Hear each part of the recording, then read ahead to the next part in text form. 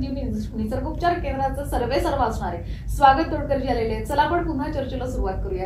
खरं तुम्ही खूप छान पद्धतीने निसर्ग आणि मानवी आरोग्य यांच्याविषयी खूप छान सांगितलं आणि याच मधून आलेलं निसर्गोपचार. आता थोडंसं निसर्गोपचाराविषयी जाणून घ्यायचं की लोकांना बरं करण्यासाठी म्हणून याच निसर्गामधनं अनेक औषधं तुम्ही तयार केलेली आहेत. थोडंसं याविषयी सांगाल का? औषधं तशी तयार केली म्हणण्यापेक्षा निसर्गानं ऑलरेडी दिलेली आहे, फक्त ती प्रत्येकाला माहिती नाही. आणि हे ज्ञान घेण्यासाठी किंवा ह्याची माहिती घेण्यासाठी खरंच युट्यूबवरती मी खूप जीव तोडून सांगत असतो लोकांना की त्यांनी थोडं बघावं आणि ते करावं. काय झालंय की हल्ली असं बघायला गेलं तर लोक निमित्त फार काढतात. लोकांना प्रत्येकाला कौतुक करून घ्यायचं आहे, आजाराचं कौतुक करून घ्यायचं आहे. आज कौतुक आवडतं. एखादी गोष्ट जर आयुष्यात चांगली घडली तर परमेश्वराला थँक्यू कोण म्हणत नाही. पण एखादी गोष्ट जर समजा काय जर म्हणजे चांगल्या गोष्टीला कसं असतंय, माझ्या नशिबानं मिळालं, मला मिळालं, माझं नशीब, माझं काम, माझं कार्य, अमुक तमुक हे सगळं म्हणतात. पण एखादी गोष्ट जर समजा आयुष्यात वाईट घडली, काय झालं तर म्हणतात देव माझ्या बाबतीत असं का करतो. हे सध्याचं वागणं आहे. आणि ह्याच्यातून तुम्हाला खरं सांगायचं तर आम्ही तयार केलेली औषधं आहेतच, ते घ्यावीत असं वाटतंय कारण आम्ही खूप प्रामाणिकपणे त्याच्या पाठीमागं काम करतो. आम्ही म्हणजे माझ्या आयुष्यात जेवढे मी कमवतो तेवढे मी सगळेच्या सगळ्या म्हणजे अगदी नाममात्र ठेवत असेल ना तर सगळं मला चांगलं काय करता येईल का, लोकांच्यासाठी अजून काय देता येईल का, अशा भावनेतून मी बऱ्यापैकी मेडिसिन्स जी तयार करतो त्यात बाकीच्या लोकांपेक्षा मी सांगू का, मला असं वाटतं की लोक घाम गाळत असतील पण मी रक्त गाळतो अक्षरशः. कारण जेव्हा जेव्हा जंगलात जातो, ज्या ज्या वनस्पतींचे करतो, कधी काय लागलं काय झालं, लोक घाम गाळून मी रक्त गाळून तयार करतो अक्षरशः. मला खूप खूप अशी म्हणजे क्युरियोसिटी आहे प्रत्येक गोष्टीची की मी ह्यात चांगलं काय देऊ शकतो. आणि त्याच्याबद्दल त्या क्युरियोसिटीच्या पोटी मी जंगलांच्या आजूबाजूला जाऊन, जंगलात जाऊन प्राणी पक्षी यांचा अभ्यास करून, कारण आमच्या इथं पक्ष्यांना आयुर्वेद माहिती आहे, पक्ष्यांना निसर्गोपचार माहिती आहे, प्राण्यांना माहिती आहे. पोटात दुखायला तर मांजर जातं आपल्या दारातल्या दुर्वा खातं, पण आपण तो प्रयोग कधी करत नाही. पक्षी सुद्धा बघा खूप काही गोष्टी करत असतात पण आपण निसर्गाकडे पाहत नाही, निसर्गाकडे कधी आपण लक्ष देत नाही. आणि आपल्याला आज काय झालंय की प्रत्येकाला वाटतंय की मला लोकांनी मानावं, प्रत्येकाला वाटतंय की माझं नाव व्हावं. प्रत्येक जण काम करतोय तो नावासाठी करतोय, पैशासाठी करतोय, कशासाठी करतोय. पण आम्ही जे काम करतो आम्हाला आमचं नाव, मी नेहमी लेक्चरमध्ये सांगतोय की माझं नाव घेऊ नका पण हे उपचार लोकांच्यापर्यंत पोहोचवा. लोक माझं फॅन होतात, मी मोठा नाही, माझ्यापेक्षा तुम्ही निसर्गाचे फॅन व्हा. निसर्ग तुम्हाला 100 वर्षाचं निरोगी आयुष्य देऊ शकतं. निसर्ग तुम्हाला कमी खर्चात तुम्हाला सगळे उपचार देऊ शकतात. फक्त ह्याची माहिती योग्य जी आहे ती तुम्ही तोडकर संजीवनी निसर्गोपचार केंद्रातून घ्यावी. कारण योग्य वेळ आणि योग्य माहिती असेल, योग्य ज्ञान असेल तर तुम्हाला कुठलाही आजार होणार नाही. आणि जरी झाला तर त्या आजारांवरती मात करण्यासाठी सगळ्यात मोठं काम आमच्या तोडकर संजीवनीमध्ये जे केलं जातं ते म्हणजे आम्ही प्रत्येकाला धीर देण्याचं काम करतो. चुकीच्या बाबतीत आम्ही कोणाचंही कौतुक करत नाही, धीर देतो, आधार देतो. आणि सगळ्यात महत्वाचं म्हणलं की आम्ही कॉन्फिडन्स देतो. आमच्या तोडकर संजीवनीमध्ये जे आम्ही देतो तो आम्ही आत्मविश्वास लोकांना देतो. आणि ज्या आत्मविश्वासानं लोक जे घेतात ते 100% ह्या निसर्गोपचाराचे फॅन होतात, निसर्गोपचारातून बरे होतात. असाध्य असाही रोग सुद्धा ह्या म्हणजे ह्या पॅथीतून, या आपल्या निसर्गोपचारातून बरे झालेले आहेत. आमच्या इथं त्याच रुग्णांनी येऊन स्वतःहून खूप सारे, माझ्याकडे लाखो व्हिडिओ आहेत, लाखो लोकांच्या प्रतिक्रिया आहेत, 1-2 नाही, हजारात नाही.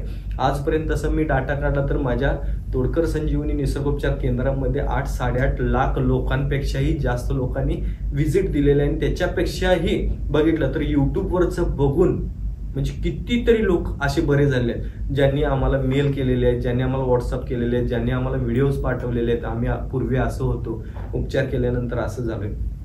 अशा खूप साऱ्या गोष्टी आहेत. फक्त काय झालंय की निमित्त, हे निमित्त आहे ना, साध्या साध्या गोष्टी. मग जॉबवर जाताना सुद्धा लोक बघा निमित्त काढतात खूप लोक की नाही आज काही तब्येतच बरी नाही, आज काही सकाळी लवकर उठलोच नाही, गाडी पंक्चर झालेल्याचं पण निमित्त काढतात. असं ह्या ज्या गोष्टी सोडल्या तर निसर्गोपचारातून खरंच खूप मोठं होऊ शकतं. आणि निमित्त काढतात म्हणून आम्हाला औषध तयार करावी लागतात. खरं तर हे तुम्ही निमित्त काढू नका. निमित्त काढलं ना म्हणजे करायचा कंटाळा, हे मिळतच नाही म्हणून त्याचं सुद्धा निमित्त असते. दगडीपाला मिळतच नाही हो, दगडीपाला मला माहितीच नाही हो. आज गुगलवरती काय माहिती नाही, स्वागत तोडकर टाकलं तरी तुम्हाला पुन्हा, कोल्हापूर, मुंबई कुठं आहे ते कळतात साधं. एवढं सगळं गुगल सांगते आपल्याला, त्या दगडीपाला नाही काय सांगणार, ते बघा, त्याच्यातून करा. युट्यूबवरती बघा, आम्ही सुद्धा खूप व्हिडिओज टाकलेले आहेत दगडीपाल्याचे. रील्स आहेत, रील्स मधून सुद्धा, आता सध्या रील्स फास्ट चालतात, त्या रील्स मधून सुद्धा आम्ही बऱ्यापैकी लोकांना सांगण्याचं काम केलंय की हे दगडीपाला आहे, हा तुम्ही अशा पद्धतीने तुम्हाला हे दिसायला असा आहे, याचा उपयोग हा आहे. रील्स मध्ये सुद्धा आहे, ते बघत चला तुम्ही आणि निमित्त काढू नका. आणि त्यातून शेवटी कसं असते की काही भागात दगडीपाला खरंच माहिती नाही किंवा मिळत नसतो, किंवा वनस्पती तीच आहे पण नावं वेगळी असतात. तर ते तुम्हाला कळण्यासाठी म्हणून आम्ही त्या रील्स दिलेले आहेत, आम्ही व्हिडिओ दिलेले आहेत युट्यूबवरती, ते तुम्ही बघा आणि त्याच्यातून तुम्ही उपचार करा. नाहीच वाटलं, आता आपण बघितलं की लसूण पाकळी खाल्ल्यानंतर किंवा बाकीचे उपचार केल्यानंतर काय काय झालं, किंवा ते आता पित्ताशयातला खड्याचं आपण आता उदाहरण बघितलं, तर त्यातून पित्ताशयाचा खडा त्यांचा घरच्या घरी निघून गेला. अशी खूप सारे लोक येतात, तुम्ही या मला भेटायला, पण अगोदर घरगुती उपाय करा. खूप लोकांना मलाच भेटायचं आहे, मी पुण्यात असतो, जास्त करून पुण्यात यायला हरकत नाही, पण बऱ्यापैकी काय होतं की निमित्त काढू नका, औषधं जास्त खाऊ नका, हे माझं पहिल्यापासून सांगणं आहे. आणि तरी सुद्धा त्यातून आम्ही जी औषधं तयार केल्या, हे खरंच मी हात जोडून सांगतो की आम्ही खूप प्रामाणिकपणे, हे पैसे कमवण्यासाठी खूप कमी आहे.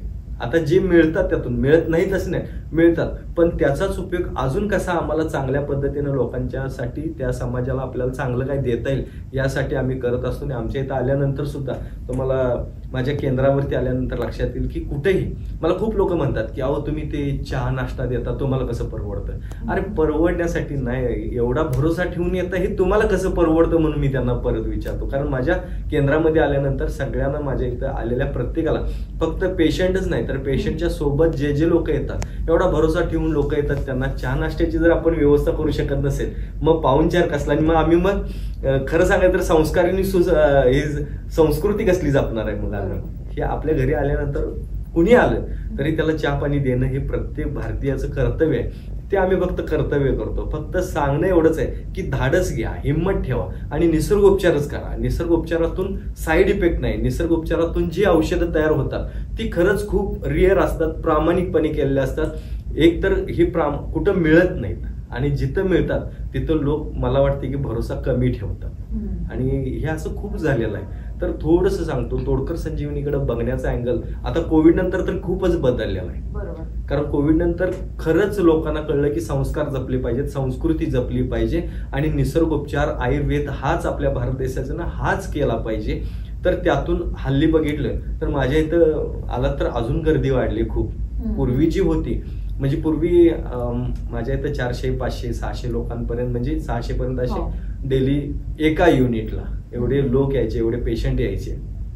आता बघितलं तर हजारात येतात. आम्हालाच ते भेटायला वेळ द्यायला होत नाही, म्हणून आम्ही कमी कमी घेतो. म्हणून तर आम्ही आता बरीच युनिट सुरू केलेली आहेत. म्हणजे आता औरंगाबादला आहे, इथं वाशी, नवी मुंबई वाशीमध्ये आहे, कल्याणला आहे, त्याच्यानंतर अहमदनगरला आहे, त्याच्यानंतर कोल्हापूरला आहे, मुंबईला, आपल्या पुण्याला आहे. असं बरेच आम्ही पण विस्तार केला की ज्या ज्या भागातल्या लोकांनी त्या त्या भागात जाऊन तिथं त्यांनी उपचार घ्यावेत. उपचार सगळीकडे सारखेच आहेत. औषधं आम्ही तयार केलेली जी आहेत तीच आहेत. फक्त कसं झालंय की ते मला भेटावं लोकांना असं वाटतंय. भेटायला हरकत नाही, मोठ्या संख्येनं भेटू आपण, पण काय करू की राहू दे मोठं काम करायचं, पण छोटं असू दे पण चांगलं काम करू, हे माझं नक्की राहील त्याच्या पाठीमागचं. आणि त्या विचारातून, आमच्या विचारातून, म्हणजे आम्ही जे काय ह्या औषधांमध्ये घातलेलं आहे आमच्या ह्याच्यात, तर वनस्पती आहेतच आहेत. म्हणजे ज्या प्रामाणिकपणा सगळ्यात जास्त आम्ही त्यात मिक्स केलेला आहे. आमच्या औषधांनी जे गुण येतो, बरेच लोक औषध नेतात आणि बरे होतात. आज हजारो लोक आहेत औषधं नेऊन बरी झाली, पण ते बरे होण्याच्या पाठीमागचं कारण आहे की पहिला गोष्ट आम्ही त्याच्यात आमचा प्रामाणिकपणा, दुसरी गोष्ट आमचे विचार.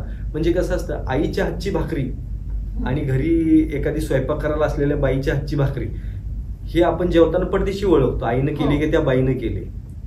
किचन तेच आहे,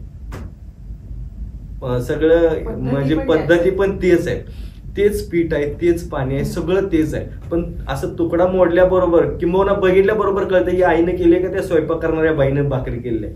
तर आम्ही आई होऊन काम करतो, आई होऊन काम करतो. आणि आई होऊन आम्हाला म्हणजे परमेश्वरानं हे दिलेलं काम आहे. हे जे काम आज मला दिलेलं आहे, प्रत्येकाला काम दिले हो परमेश्वरानं.